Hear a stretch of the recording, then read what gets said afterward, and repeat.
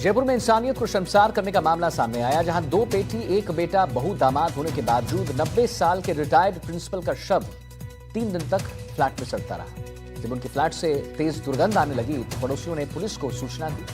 इसके बाद शिप्रापथ थाना पुलिस मौके पर पहुंची और फ्लैट का बंद दरवाजा तोड़कर अंदर दाखिल हुई, जहां बाथरूम में पास हरिश्चंद्र का शव पड़ा मिला।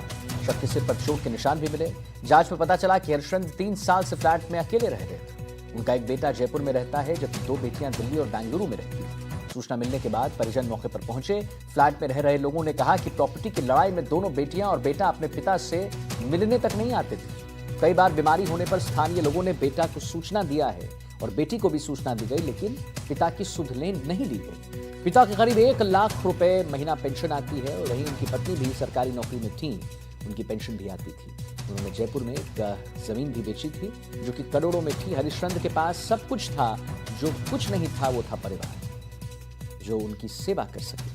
फिलहाल पुलिस के अनुसार शुरुआती जांच में पारिवारिक और संपत्ति से जुड़े विवाद के चलते परिवार के सदस्यों के बीच दूरी होने की बात सामने आई है।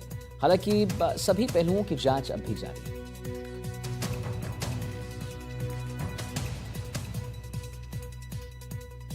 ऊपर 501 नंबर में रहती है। उन्होंने मेरे को कॉल किया कि ये स्मेल आ रही है और जो 201 नंबर फ्लैट है अंकल का वो खुला नहीं है। 3 दिन से उन्होंने खोला नहीं है। जो काम वाली आती है वो कह के चली जाती है कि मतलब नॉक करके चली जाती है और वो गेट नहीं खोलते।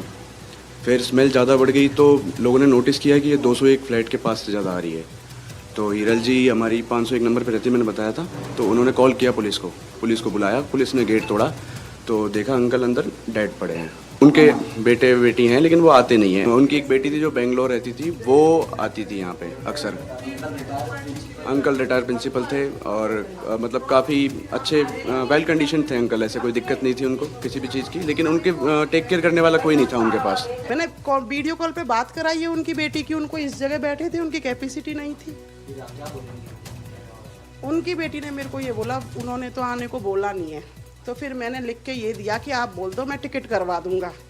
और उन्होंने जो कॉन्फ्रेंस पे बनकर वीडियो कॉल पे बात की थी, उन्होंने बोला अन्नू आजा, पापा से प्यार करती हो तो मैं खाना तभी खाऊंगा जब तू आ जाएगी। उनकी आंखों से आंसू भी आ रहे थे। ये उन्होंने लिख के दिया? लिख के नहीं, वो बोल रहे थे। मेरा फ़ोन ही था तो बोल रहे थे मैं पानी भी तभी पीऊँगा अन्नू, तू आ जाएगी, तू आ जा, बस यही बोला था उन्होंने। तो फिर उन्होंने बस मुझसे पानी मांगा था कि ठंडा पानी पिला दो आप मुझे।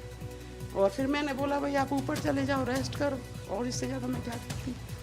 अंकल जी के साथ में जो हुआ है ना वो ये है, ये कलयुग में ऐसा होना नहीं चाहिए। पहली बार देखा है हमने ये दर्दनाक जो हादसा हुआ है ना, पहली बार देखा है। कभी भी 3-3 बेटे होते हुए, बच्चे हमारे गाँव में तो गरीब बुजुर्ग होते हैं, उनकी निस्वार्थ भाव से सेवा करते हैं। ये मतलब होते हुए भी उनके लिए प्रॉपर्टी, लास्ट टाइम पे भी उनके अंतिम संस्कार से पहले प्रॉपर्टी को लेकर झगड़ा हो रहा है इनका। गेट को लोग लगा रहे हैं, क्या कर रहे हैं। अब भी मैं तो ये चाहती हूँ उनकी पूरी प्रॉपर्टी है ना ट्रस्ट में जानी चाहिए। ये जो लड़ाई है वो पूरी प्रॉपर्टी की लड़ाई है और मृतक के एक बेटा भी है और 2 बेटी भी है। बेटी बेंगलोर दिल्ली रहती है और बेटा जयपुर में रहता है। लेकिन बड़ी गंभीर बात यह है कि अब बुजुर्ग पिता की किसी ने सुध नहीं ली।